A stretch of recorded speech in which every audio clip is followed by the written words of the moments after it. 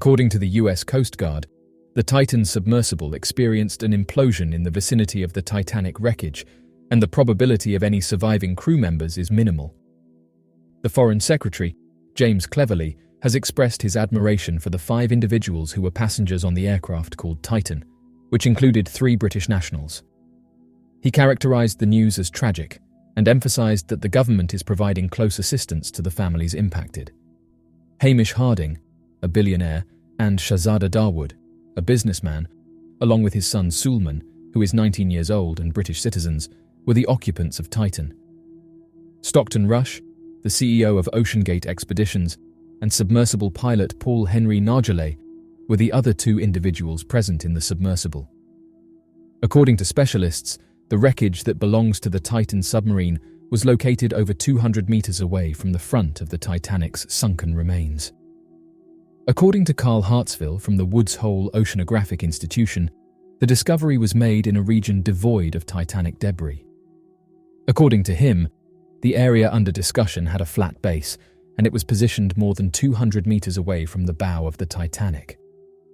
According to him, the recent occurrence of implosion in the water column is inferred from the fact that the location of last communication is consistent with it. The extent of debris scattered indicates that it aligns with the occurrence of an implosion in the water column. During the initial phases of the exploration, the US Coast Guard investigated the sounds of impact heard from the underwater searching area. During the news conference held from Boston Harbor, Rear Admiral Morga stated that the sounds detected were not linked to the wreckage discovered on the ocean floor. He mentioned that it is premature to determine the exact moment of the submersible's implosion, but confirmed that sonar buoys deployed in the water for 72 hours did not register any catastrophic events. According to an expert in undersea exploration, several significant fragments were discovered, indicating that the wreckage belonged to the submarine. According to Paul Hankins, an expert in salvage operations in the US Navy, the first debris that was discovered was the nose cone located outside of the pressure hull. Subsequently, a more extensive field of wreckage was uncovered, within which was found the front end of the pressure hull. According to reports, specialists have stated that this is the initial sign of a disastrous occurrence. A subsequent discovery was made in the form of a smaller debris field that revealed the location of the opposite end of the pressurized shell.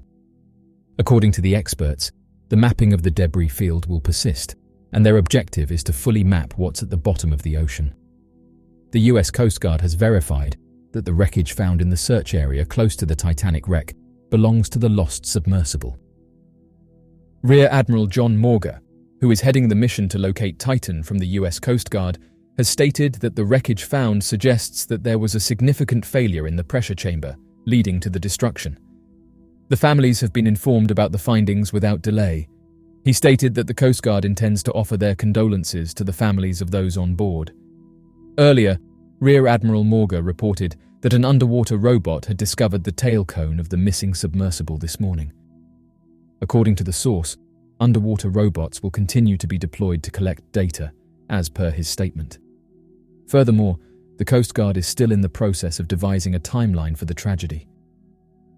A specialist in maritime transportation has explained that the state of the recovered debris from the search for Titan will provide us with improved insights into what occurred with the submarine.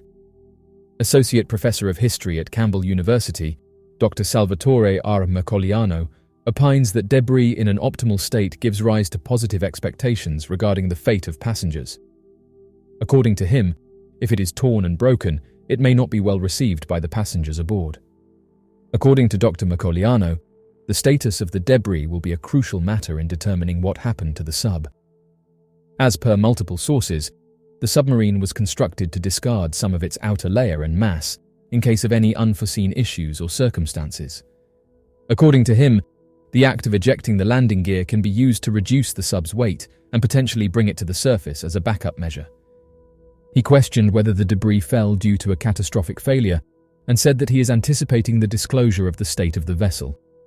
An intact and unharmed exterior would indicate a higher likelihood of the survival of the passengers in the internal compartment. Conversely, if the debris is distorted or damaged, it does not bode well for the passengers on board the submarine. According to a former commander, The US Coast Guard's announcement indicates that the debris is related to the Titan in some manner. Former Commander-in-Chief Fleet of the Royal Navy, Sir James Burnell Nugent, stated that there exists a vast field of debris surrounding the Titanic wreckage. It is within this area that numerous items recovered from the Titanic have been found, and the debris field itself spans across multiple hectares. He said that he believes the absence of a specific distinction in the Coast Guard's announcement regarding the debris means that it is unlikely to be from the Titanic. Unfortunately, this news is still concerning, as it could indicate that the Titan may have collapsed due to overwhelming seawater pressure during its descent. According to the Titan vessel's owner and operator, an official statement has been issued stating that the 5 individuals aboard the sub are believed to be tragically lost. It is a tragic loss for the company and the entire community. These individuals were authentic explorers who possessed a unique appetite for adventure and a profound commitment to discovering and safeguarding the Earth's oceans. Many have expressed their condolences to the loved ones of the recent departed individuals and share in their mourning during this sorrowful period. They acknowledge and lament the passing of these individuals, whose vibrant spirit and enthusiasm touched the lives of many. Loyal staff members are experiencing profound sadness and exhaustiveness as they mourn this tragic loss. Those involved in the find have extended their deepest appreciation to the numerous individuals and organizations across the globe who contributed extensive resources and dedicated significant efforts to support this mission. They acknowledge and value the dedication of the search team in locating the missing 5 explorers, as well as their unwavering efforts expended day and night in support of our crew and their loved ones. This is an extremely sorrowful period for the entire community of explorers, as well as for the families of those lost at sea. During this difficult period, the company has requested that the family's privacy be honored and not infringed upon. According to officials who are investigating what happened, they are referring to the area as a debris field and said that it indicates that there may be additional debris besides the 2 items that have already been mentioned. In response to an individual known to be knowledgeable on the subject, Sir James acknowledged that the debris recovered during the search for Titan was identified by an expert as a landing frame and rear cover from the sub. The retired head of the Royal Navy's fleet commented that he agreed with the previous statement and added that the Coast Guard's use of the term debris field implies that there may be additional items beyond the 2 already identified. According to an expert opinion, the presence of both the frame and fairing would have informed the remotely operated vehicle operators that they had located the correct wreckage. He mentioned that utilizing the phrase debris field implies the possible presence of smaller fragments spread out around the same area. He stated that it is necessary to hold off until further details are available regarding the discovered information. The United States Coast Guard is scheduled to conduct a press conference within the next hour.